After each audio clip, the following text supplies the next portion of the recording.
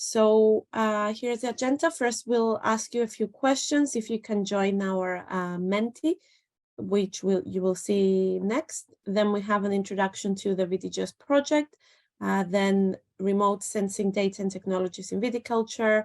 And then we'll talk about phenology and then showcase the platform.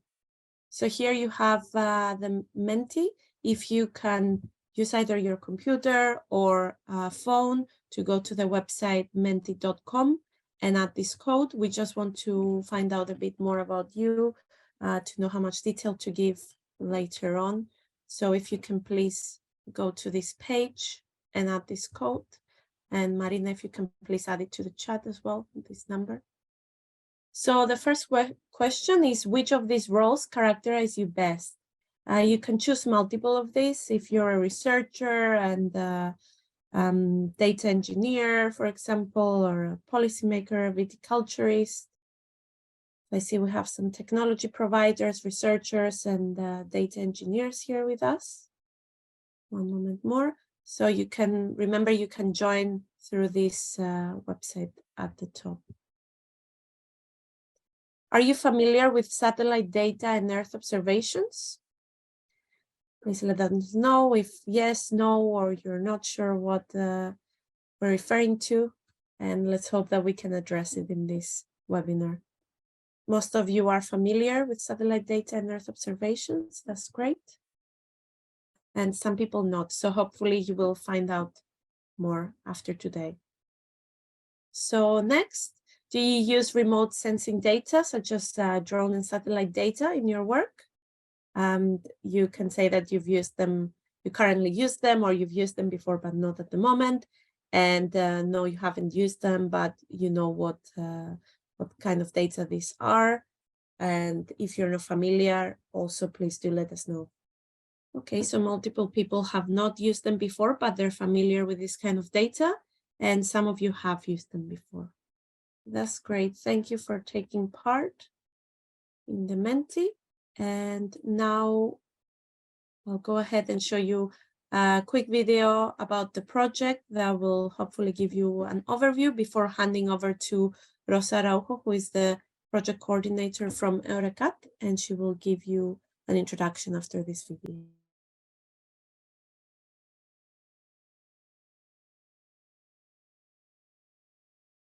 5 million hectoliters produced annually. Climate change, provoking a higher frequency and intensity of extreme weather events, threatens crops all around the world. On the other hand, more than 20% of greenhouse gas emissions worldwide come from agricultural activities. This demonstrates why today, sustainable agriculture is more important than ever. The European-funded project VitiGEOSS contributes to the increase of sustainability in the wine industry by offering a platform for optimizing day-to-day field management. Based on the integration of Earth observations, combining satellite data and sensors in the field, VitiGEOSS platform offers services providing advanced weather and sub-seasonal and seasonal climate forecasts, crop status indicators, phenological monitoring, disease warnings, crop water demand requirements, and a tool for managing business operations and sustainability assessment. VitiGEOSS aims to deliver a reliable decision support system to winemakers for smart vineyard management, supporting sustainable grapevine cultivation at an economic, environmental, and local level. The platform, being co-developed and tested in vineyards of 3 European wine producers, boosts vineyard sustainability and eases the industry adaptation to climate change. VitiGEOSS, striving for more sustainable vineyards and winemaking. This project has received funding from the European Union's Horizon 2020 Research and Innovation Programme under Grant Agreement number 869565.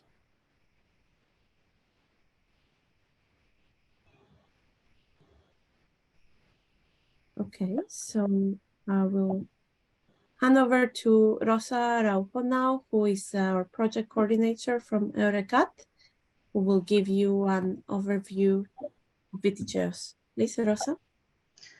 Yes, hello, good morning, everyone.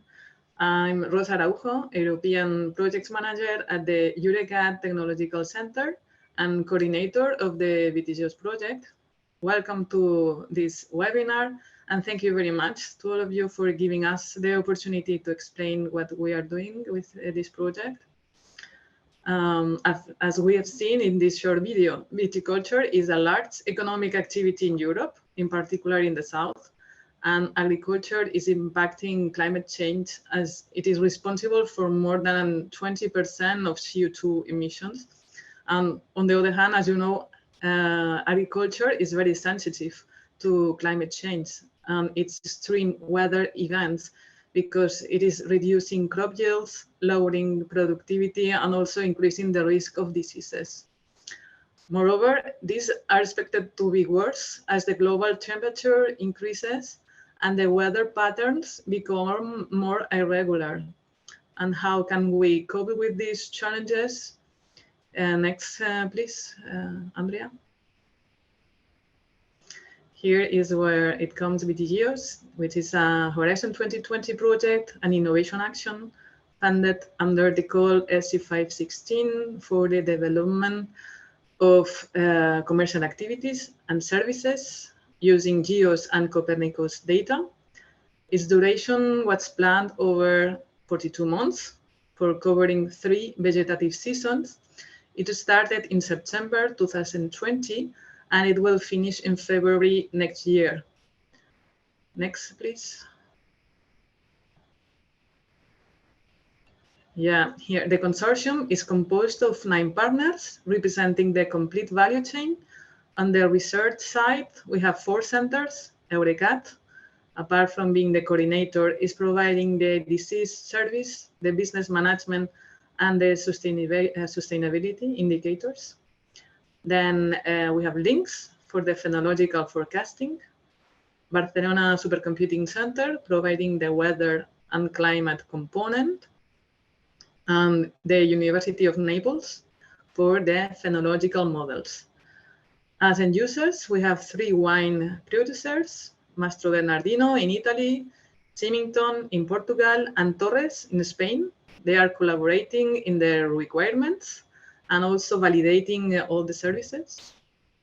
And finally, we have 2 companies, which are ELIF, integrating the services in the platform and providing the crop status services, and PricewaterhouseCoopers supporting the project with the commercial strategy to ensure that we reach the market. Next, please. Yes, as a concept, this platform is a hub of information which offers an easy-to-use dashboard combining different data sources to facilitate smart agriculture. The platform is an ecosystem of services to optimize agriculture management with decision support systems on phenology, irrigation, disease, and business operation management. It is using different technologies such as satellite imagery, drones images, in-field cameras, and sensors. And these are all integrated in a set of intelligent services. These intelligent services are, for example, climate services, providing subseasonal, this means next week's up to 1 month, and seasonal climate forecast, this is 3 months, in combination with short-term weather forecast, this is 10 days. This service allows wine producers to make informed decisions on the seasonal and subseasonal temporal scales, and also being prepared for extreme climate conditions that can damage the crops. Then we have the phenological service for predicting and monitoring the entire annual phenological cycle of the vineyard. This tool helps wine growers to implement specific measures by knowing in advance the date of the phenological phases. It is using a combination of multiple data sources, such as satellite imageries, in-field weather stations, and weather forecast. Like this, it ensures better accuracy of the predictions.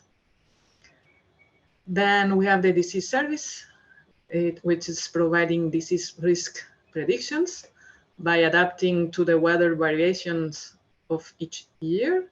It relies on phenology to increase its accuracy. And with it, for example, we can help to optimize the number of treatments and to reduce the pesticide use. Then we have the crop services, which is combining satellite data with weather data to monitor crop indicators, such as evapotranspiration, biomass production, or nitrogen content. It can help to optimize irrigation, leading to better grape quality and production. Then next, we have the business service, which is an optimizer to schedule the management tasks according to the available resources and reducing the cost. In this case, 3 types of costs can be prioritized by the user in terms of time, economic, or environmental. And finally, we have the sustainability KPIs, which is a service providing information of specific sustainability indicators, taking into consideration the data available, like pesticides applied by the user or irrigation, etc., allowing better estimations when calculating the carbon and water footprints. Next, please. Then, as a summary, the purpose of VitiGEOSS at the end is to provide relevant information on the vineyard in a visual way, in real time, for optimizing decision-making to better control and monitoring of the cultivars, providing predictions and recommendations to optimize the use of resources, thanks to data on weather and in-field conditions in real time, as well as recommendations through AI, artificial intelligence, to decide on key aspects such as fertilization, irrigation, pest control, or the ideal time to harvest the grapes. It also helps to be prepared and face extreme events, every time, unfortunately, more common due to the climate change, and all this in a single platform. At the end, what VitiGEOSS wants is to help to the climate-smart agriculture, to increase productivity, enhance resilience, and also reduce emissions. This is the brief presentation overall of the VitiGEOSS project. And now my colleagues will continue with more detailed information about the phenology and the crop indicator services. Thank you, Rosa. So next we have Jessica Snook from eLeaf, who will give us some more information about remote sensing data. Jessica. Perfect, thank you, Andrea. I will share my screen.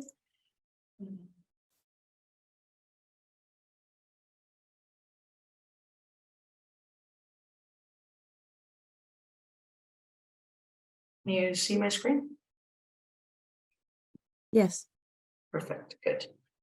As my colleague said, thank you for the introduction. I'm Jessica. I will tell you a little bit about the use of remote sensing data within the VitiGEOSS project and within the data services.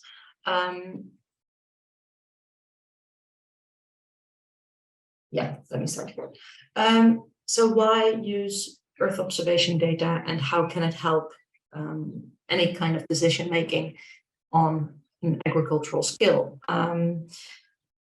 Satellite data can extract a lot of useful indicators for farmers, for vineyard managers that are invisible to the naked eye. That's where layers of information can be added that we hope to display in an easy way for people to use it and to help them understand what is happening on their farm in a larger scale, in a spatial overview. And using satellite imagery, but also sensors and all kinds of different inputs, such as drone images as well, can be useful for that process. These are all of the data parameters that we have within the VitiGEOSS project. I will come back to those after I explain a little bit what is used as an input and how we calculate them. But it might be good to know what we're talking about more or less. So we supply all of our VitiGEOSS users at the moment, we have those 3 wine producers that Augusta told you about earlier, Masco Gagliardino, Torres, and Symington, that are using the platform. And on a weekly basis, they are getting data on all of those parameters. The data comes in a 10 by 10 meter resolution. So that means that 1 pixel is 10 by 10 meters, and it's being displayed in the platform that I will show you a little bit later on. We provide data on evapotranspiration, so the combined number for evaporation and transpiration of the crop and everything else that's growing within that pixel. The quantitative biomass production per week, and also cumulative over the entire season. Leaf area index, vegetation index, the nitrogen content, satellite imagery has quite some interesting reflectancies that can help us calculate and give an indication of the nitrogen in the vines, which is quite important for especially use of fertilizer application. And last but not least, we also supply crop water demand. So the prediction of millimeters of water that is needed for the following week for the crop. Just a small introduction on satellite imagery and remote sensing, how it works in general. Some of you said earlier in the Menti that it might be relatively new to you. So I'll just shortly touch upon it, and feel free to always ask questions later on in the presentation.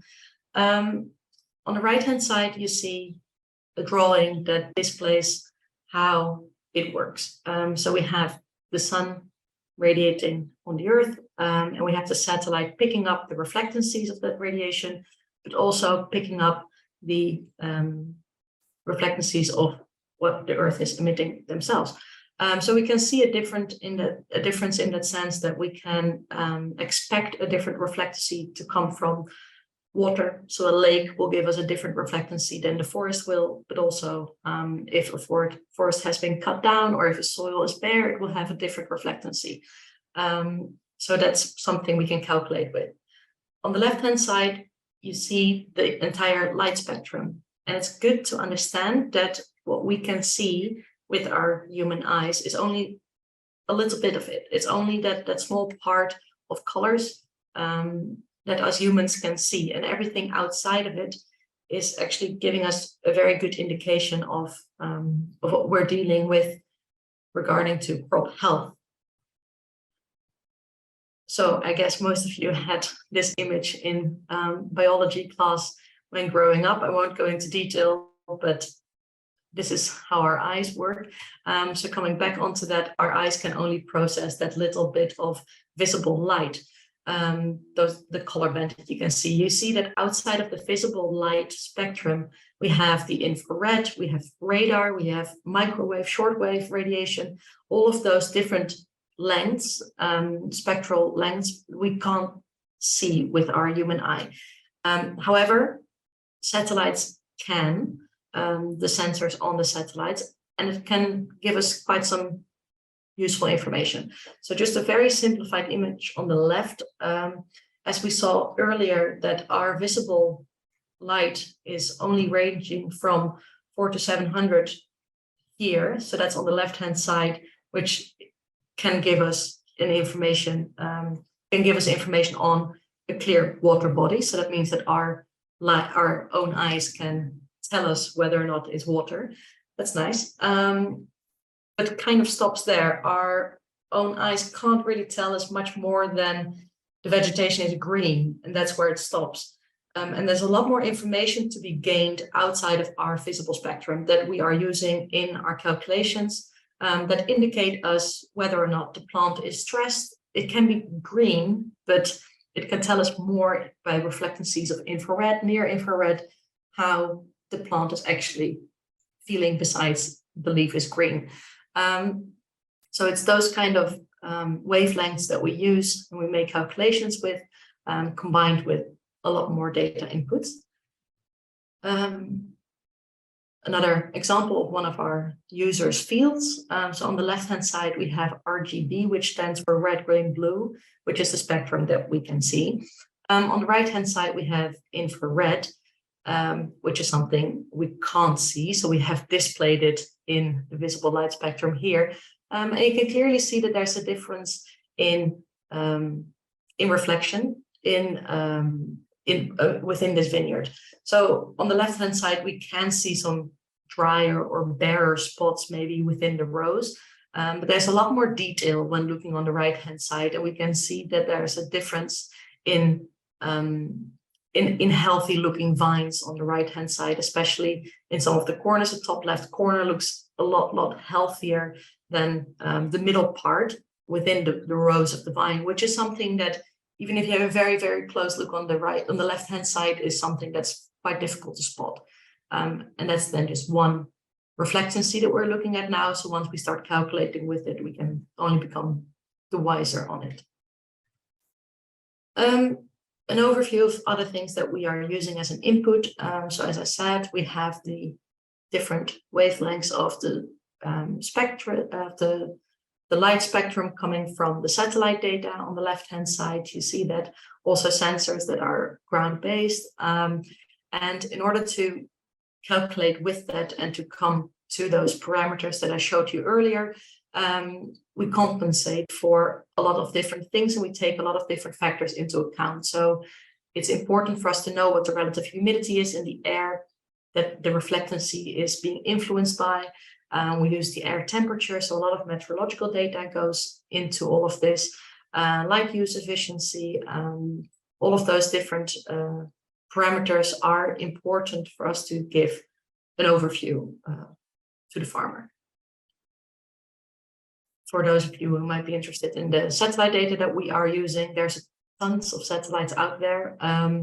We are actively using the European Space Agency satellites. They're quite commonly used, well researched, and we are mainly using the Sentinel and the Landsat for this. And we get meteorological data, but also very large resolution backup data from other satellites as well.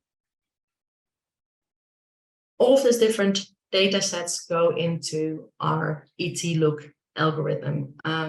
So ET-Look is eLeaf's algorithm to calculate evapotranspiration details and also biomass production numbers per week by 10 by 10 meter resolution for this project.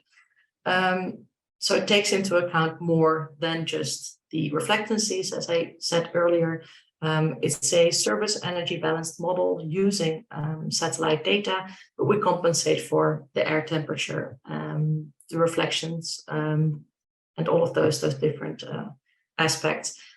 By doing that, we can come up with a quantitative number, a quantitative parameter at the end of the day, which is quite an advanced thing to do, and it requires a ton of input. So yeah, this is the algorithm that lies behind most of our parameters. So coming back to that, we have that list of parameters. They require different inputs. The ET-Look algorithm is the basis for evapotranspiration and biomass data.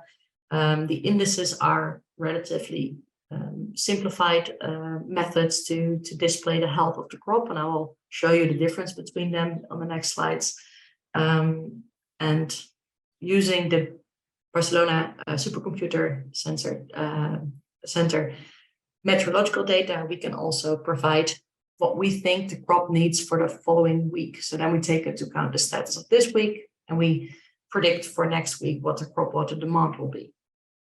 On the right, you see just an example of one of our users that has a big issue popping up on its field. We see that the evapotranspiration within those three images is increasing and increasing, and it turned out that there was a broken pipe, and this was on a farm that is over 1,000 hectares. So it's something that the farmer figured out by getting a message from us and saying like, oh wait, there's something very odd happening, especially compared to your other fields that have the same crop. So it's those kind of things that we can easily visualize with the data. Some of you might be familiar with the vegetation index, NDVI, widely available, and it is a good index to show the overall crop health status. It's using only two different spectral bands. It's using red, so something that us humans can see, and it's using infrared. and it basically calculates the difference between those two. We're looking the 4 images below, we're looking at the NDVI, so the vegetation index between February up till mid of April. We see that the NDVI, which ranges from 0 to 1, was already quite high when starting in February. It actually got a little bit lower as the growing season started.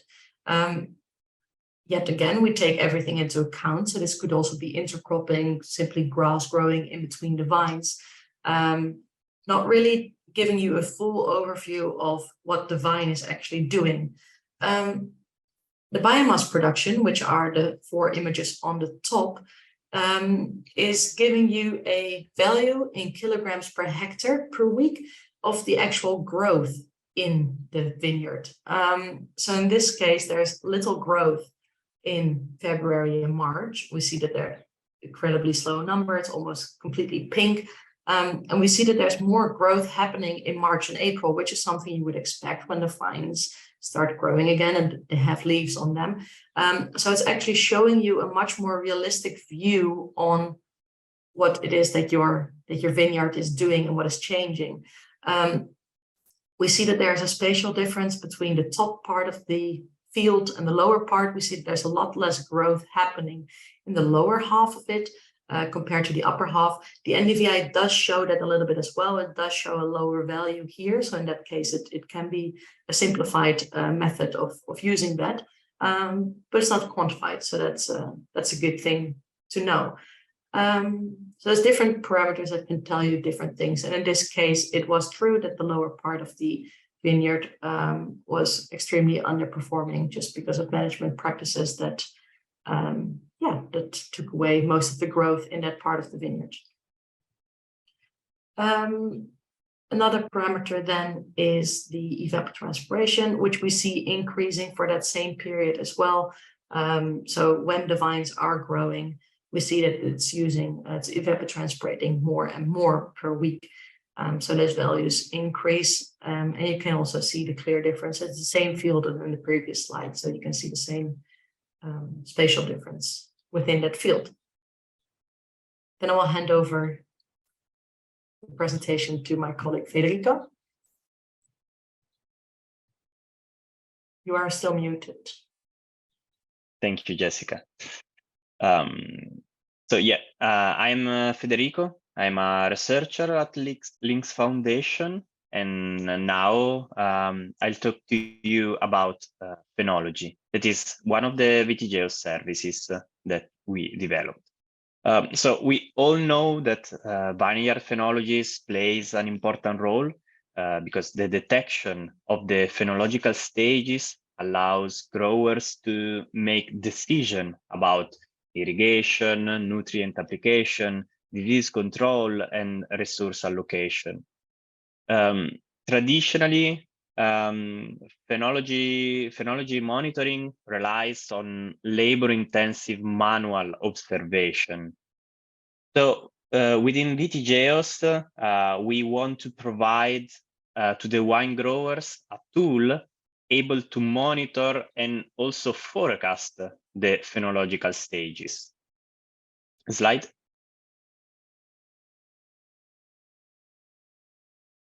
No, yes, thank you. So within VitiGEOSS project, we developed different phenology models that works with different data sources. Let's go now in details. So I start slide. I'll start from phenology monitoring. Next slide, please. Okay, thank you. Phenology monitoring is provide a set of models to detect the current status of the phenology in the vineyard. In this case, we developed 2 models. The first uses is called Deep EO3 model. It works with satellite images and vineyard information.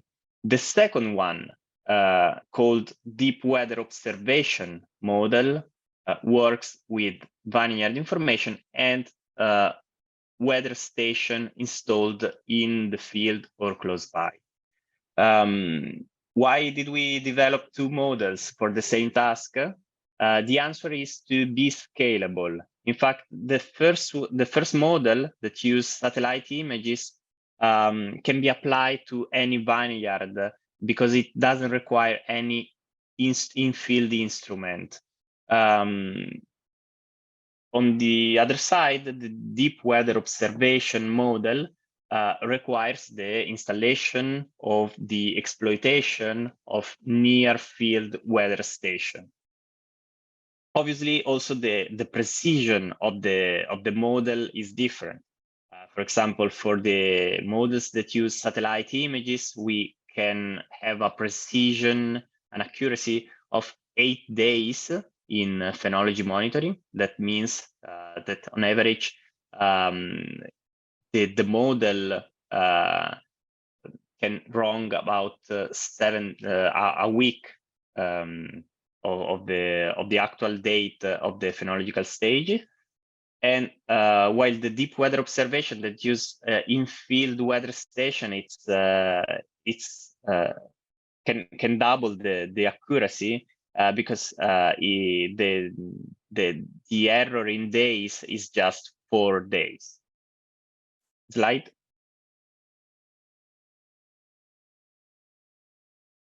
Next slide. It's okay. Yeah. Phenology prediction. Okay. Thank you, Jessica. So what I explained so far is the phenology monitoring. So the detect the current status of the vineyard. Now I talk about phenology prediction.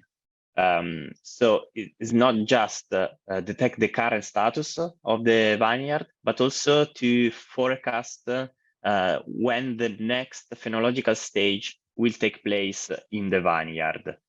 This is crucial for vine growers to plan in advance some activities to do. So for the prediction of the phenology, we are experimenting two different models.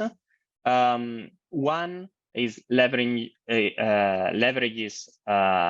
AI models.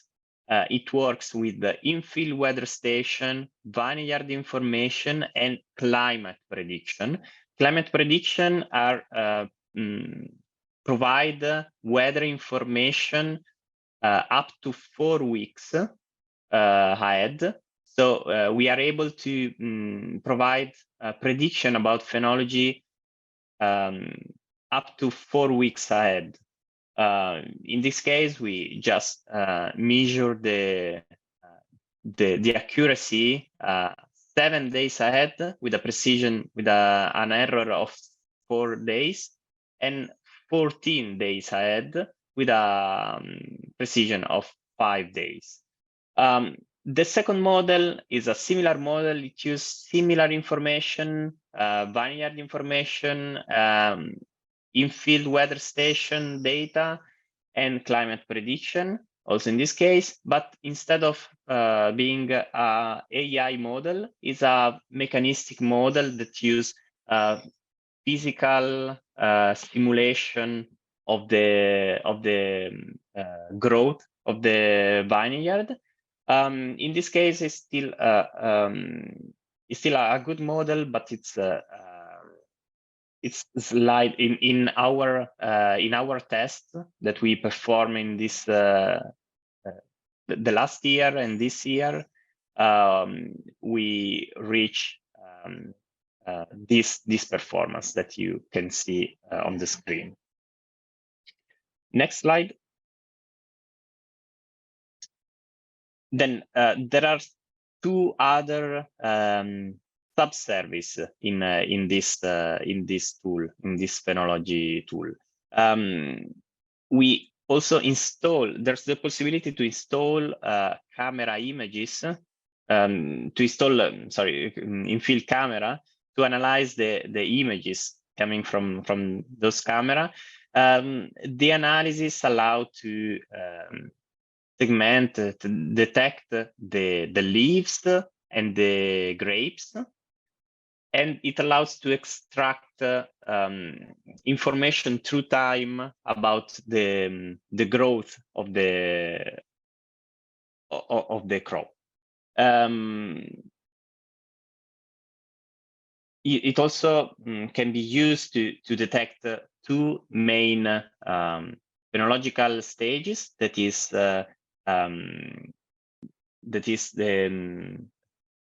blooming, the fruit set. Sorry, the fruit set and the veraison. That is when the grapes change colors. And okay, next slide. Last but not least, we offer also the analysis on the drone images. So we know that satellite images are really useful for a continuous monitoring of the crops, as Jessica well explained before. We also know that satellite images sometimes can suffer of spatial resolution, and often they are not sufficient to precisely identify stressed area because, for example, of the grass that grows interrows.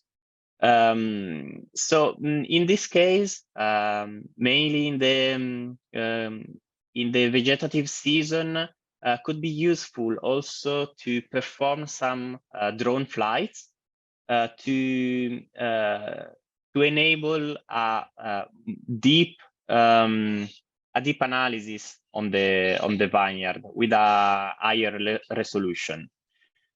So usually let's say the top notch of the technology uses multispectral drones, but is a service that is very, very expensive.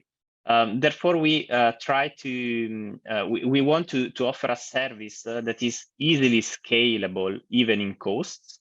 To do this, we simply analyze RGB images from drones that are less and less cheaper, and we perform some vegetation analysis on these images. First of all, we separate vineyard rows and inter-rows spaces, and then we compute vineyard density index or other vegetation indices just on the data about vineyard rows. This is important. For example, in this case, we can see that even if there's grass interrows, we can detect our index can detect that there's some space, empty space that is space without vines in this image. So with this, I concluded my speech, and I'm open to question or continue the presentation. Thank you, Jessica. Thank you, Federico and Jessica. If you have any questions, please add them in the chat or in the Q&A box, and we will address them. Feel free to add questions for Jessica as well or for Federico. Let me check if we have anything. So I want to ask Federico, what kind of satellite data do you use exactly? Yes. Well, for this, for the models that is able to monitor the phenology in the field that use satellite data, we currently using Sentinel-3. That is quite a particular satellite because it provides the temperature of the land surface. Because temperature is high correlated with phenology, and Sentinel-3 offers 2 measurements per day. That is a temporal resolution that fit with the request from the end user to have a sub-week precision of the phenology models. So we are using Sentinel-3 meaning that we know that several state-of-the-art model use Sentinel-2, but we are trying to beat the state-of-the-art models using Sentinel-3. Thank you, Federico. And question for Jessica. What can the end user do with the information that you provide?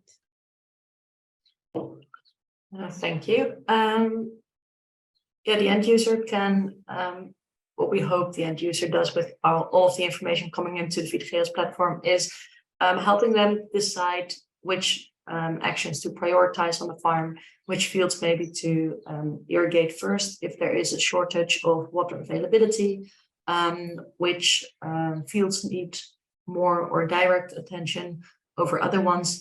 So it's really that overview function to start with, but also in the case of phenology, helping the farmer, helping the vineyard manager understand what is about to happen on the farm.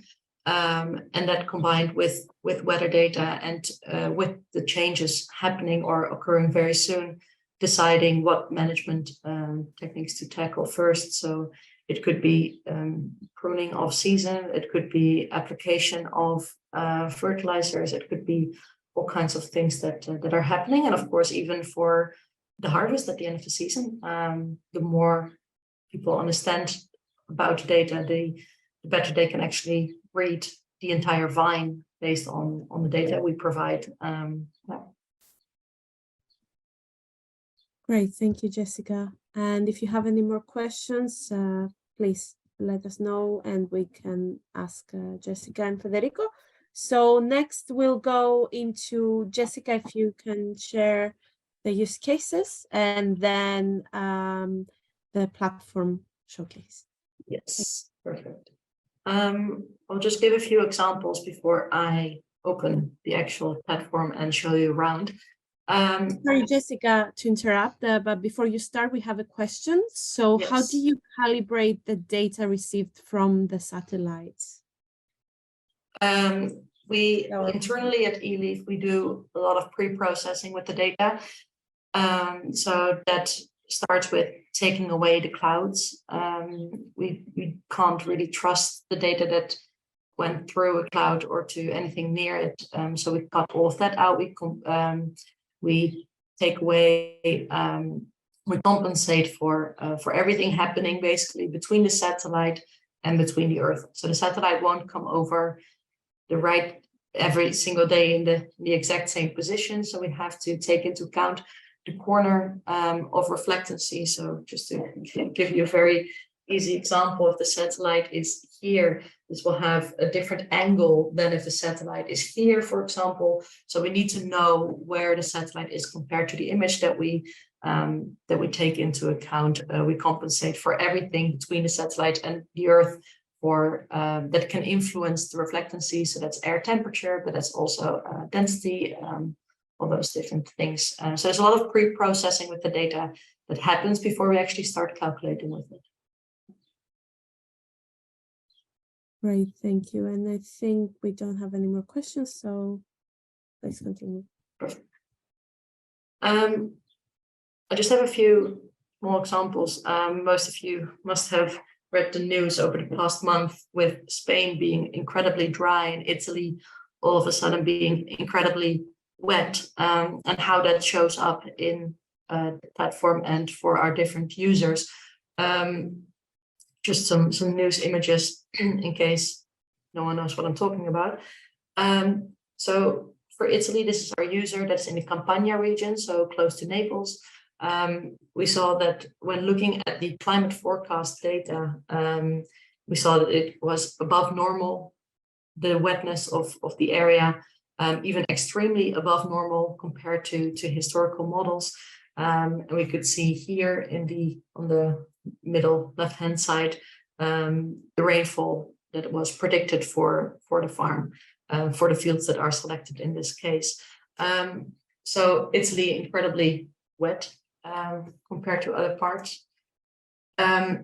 that look like this. So on the left-hand side, we have the biomass production for a week in mid-April, and on the right-hand side, we have the NDVI that skyrockets almost up to 1, which means that it is a fully grown, full canopy, not just the vines, but everything within between the rows as well. So just a fully green vineyard that we're seeing here. Keep in mind those colors, because I've got the same colors for the example that we had in Spain the past few weeks. No rainfall, below normal, extremely below normal even, says our climate models on the right-hand side. Completely different. Our Spanish user is based just north of Barcelona. Extremely dry at some point, I think still occurring. There's no irrigation even available for this area at the moment. So nothing to tackle this either. Showing up like this. So we were looking before at almost the maximum values that we could see for biomass production and NDVI. But now we're looking same weeks for our Spanish user, completely different. So hardly any biomass being produced, very low NDVI, almost as low as midwinter even, just nothing happening. So very, very different setup. We'll have a short moment here. I see that Andrea, you've got 2 questions. You want to do those now or after I show the platform? We can do this now. So this is for Jessica, I think. Are you using only satellites to earn information, or also try to use weather stations? When available, we use weather station data that is available from ground through the weather stations. We don't incorporate every single weather station coming from every farmer.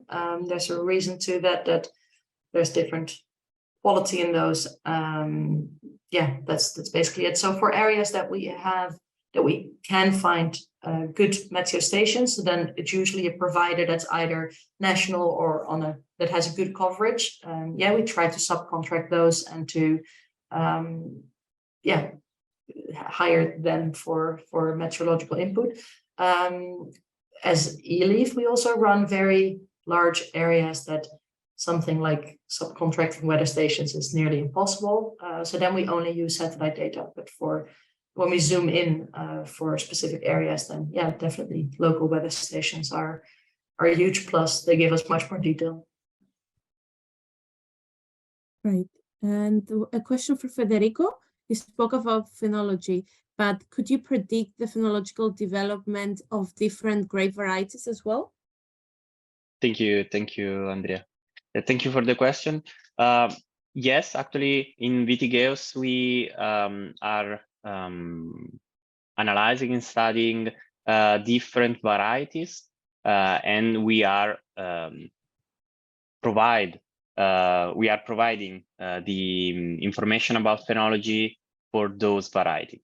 I need to mention one thing. The phenology service, to extend the phenology service to other varieties or other vineyard, it requires some data, some historical data for the calibration and training of the models. So for extending the current phenological models, we require 4 or 5 years of historical data about phenology of that particular vineyard.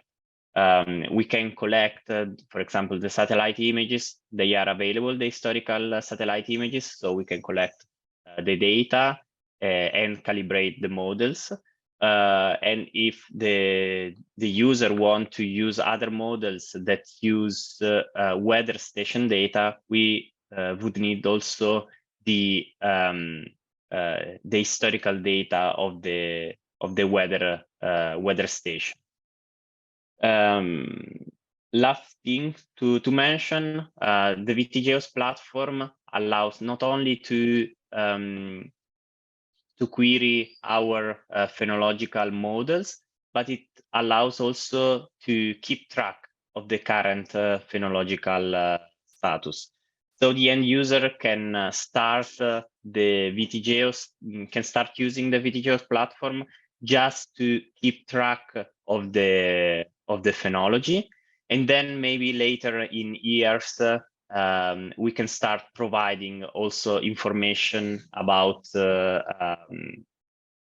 providing a forecast basically and monitoring of the phenology status, relying on the historical data that the end user inputted in the previous years. Great, thank you both. Perfect. I will run through the VitiGEOSS platform to show you what it looks like. And I will just use an example of one of our users. So we have actual data in here. We also do have a demo account if you are interested, if you want to have a look on your own at later time, then please get in touch with us. We're more than happy to run you through it. I will just go shortly over it. So we're currently looking at one of the farms from our user in Italy. It's showing basic information on the biomass production, which is the parameter that is currently selected in the top left. So we have a quick overview, a quick comparison of the fields. When the field is showing up green, it means that the biomass production for that given field is relatively higher than the other ones. They're just compared among each other. So yellow is within the average range, plus minus 15%, and the red one is performing lower for the parameter that has been selected within this week. So we can move through different weeks, which will change the color scheme that is showing here as well. So yeah, we can select all kinds of different parameters and it will change the color scheme if that's the case in values. On the left-hand side, we have the overview of the fields that belong to this specific farm displayed here. So you can switch them on and off as well if you would like. I've selected one of the fields now. So in the lower bar popping up, we have some basic information on the field, the area size, the soil composition we have in here, the planting distance. This is information that we take into account for some of our work in some of the tools. So it's good that it's also being displayed here for the user. So he or she can have a look at it. We can quickly display the numerical values, so the quantitative values of all of those parameters in the lower bar here as well. So as I said, it shows the evapotranspiration data. It shows the value for the leaf area index, just a quick overview of what you can expect here. Same does it for what Federico just explained with the phenology stages. They are mentioned here, and we also encourage the user to keep track of them. So we have all of that information within the platform and within our own database. So we are currently running those different models that are they all have a location here. So for the bud break, for example, the EO3 model had a slightly different prediction than the other two had. And then the user can say, well, actually, it happened on April 7th. And that helps us understand and learn as well which model was correct. So yeah, part of continuing the research and also determining which model would be a realistic one to move forward with. Not really touched upon in this presentation. We have highlighted it in previous ones, but just to show you quickly, there's more functions within the platform, as Rosa introduced as well in the introduction. So for this particular field, this will be the disease prediction for the short term, but I can also go into sub-seasonal and seasonal even. It is a prediction for downy mildew and powdery mildew. If this is on top of your interest list, please get in touch with us, and I will be more than happy to connect you to Marta, who's not here in this presentation today, but she is the expert on this tool. Same goes for the sustainability tracker. We have a sustainability tool within the platform that helps our users get an overview of all of their management decisions and the impact that they have sustainability-wise. And in the lower bar here, it shows the summary of all of that. So the lower bar in the platform is really just for a quick look. We can zoom into every single field and get more information through the analyzed bar in the top here. So we can, for example, zoom in on a single field to start with, where we get all of those spatial maps that I've shown you before. So we can open the biomass prediction for week 13 for this field. We can compare the biomass production to the potential evapotranspiration in the graph up here.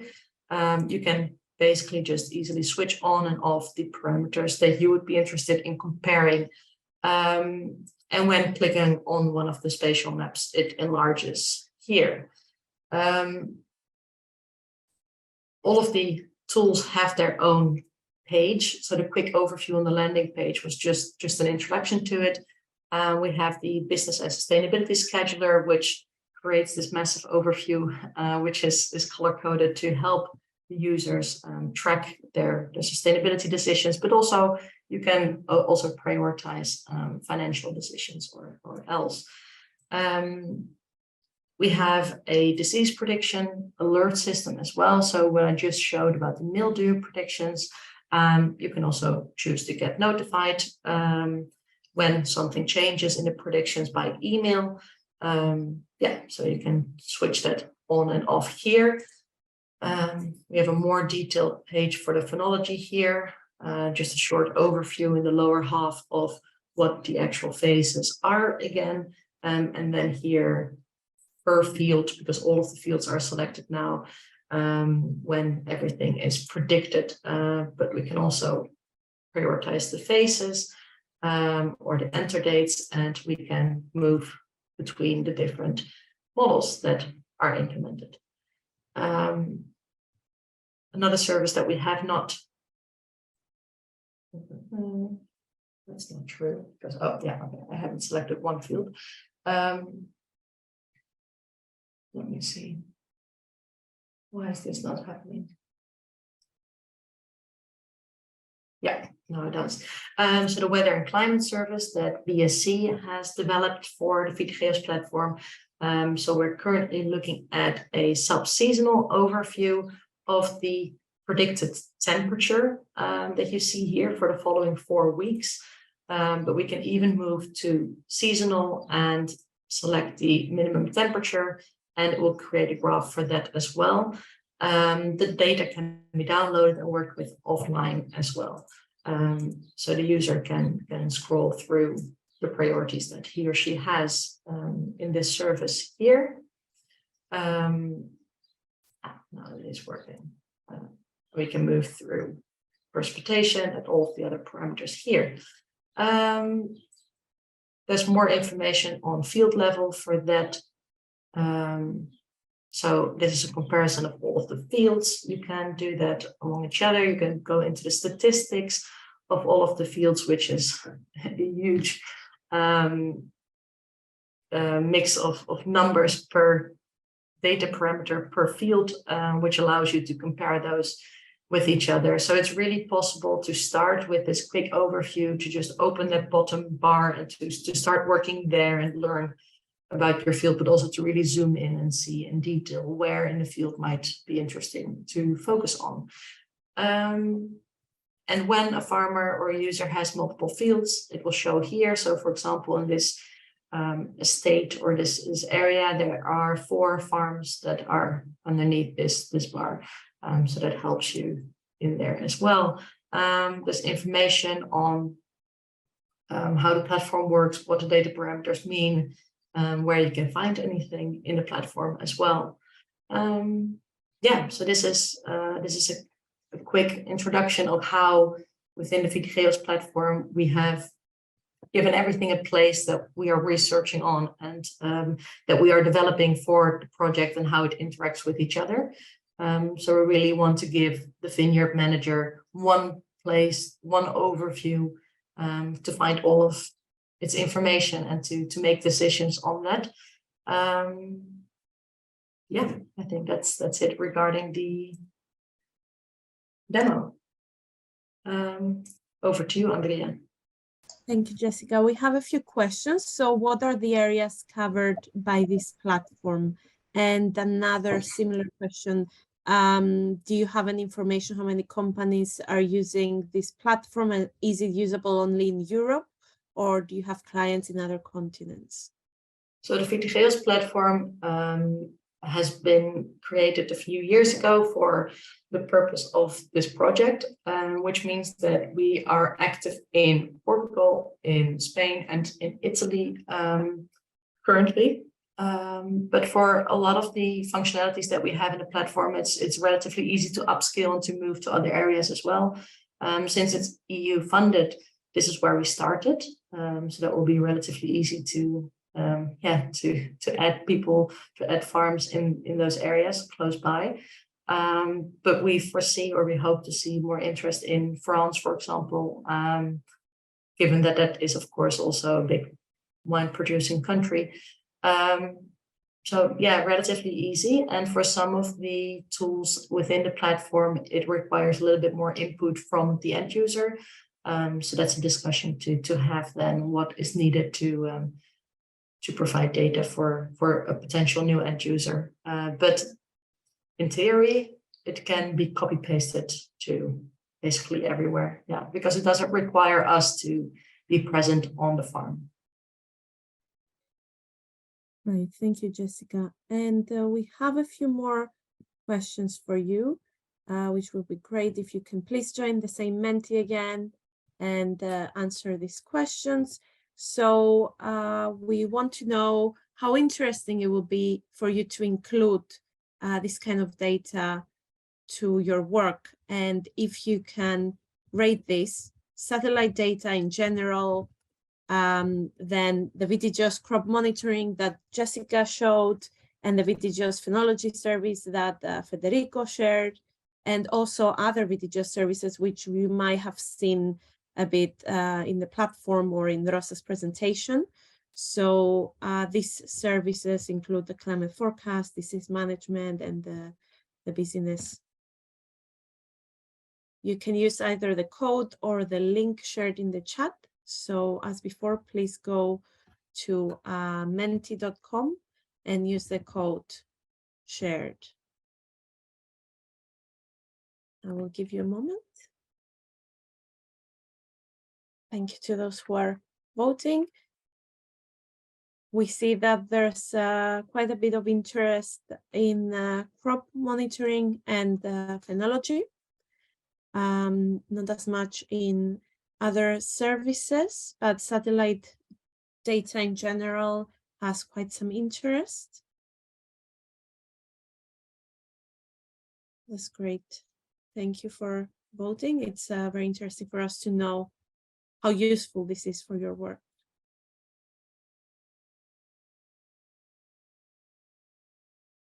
And then we have final question that is open-ended.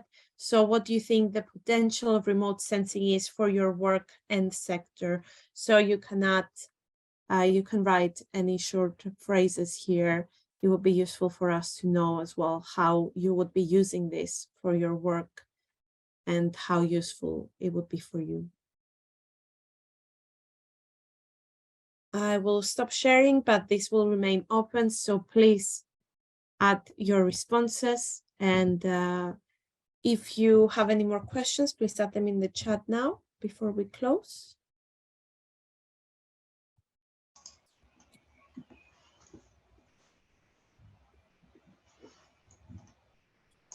Okay, also just a reminder that if you're interested in testing the platform, please do get in touch. Marina added the email in the chat. You can also find it on our website.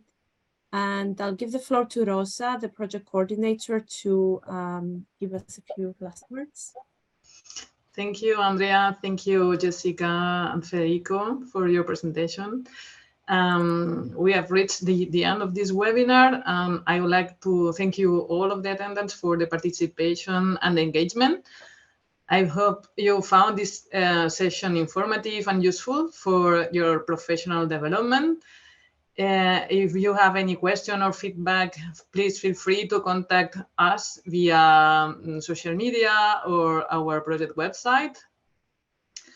We will also share the recording and the slides shortly. And thank you again for joining us today. Looking forward to seeing you in the future, maybe. And have a very, very great day. Thank you. Thank you, Rosa. So this is the last webinar that we have, but please do subscribe to our mailing list and you'll receive more information about our future events. We will have a workshop coming up later this year, so we can send you some more information. And thank you very much for joining, everyone.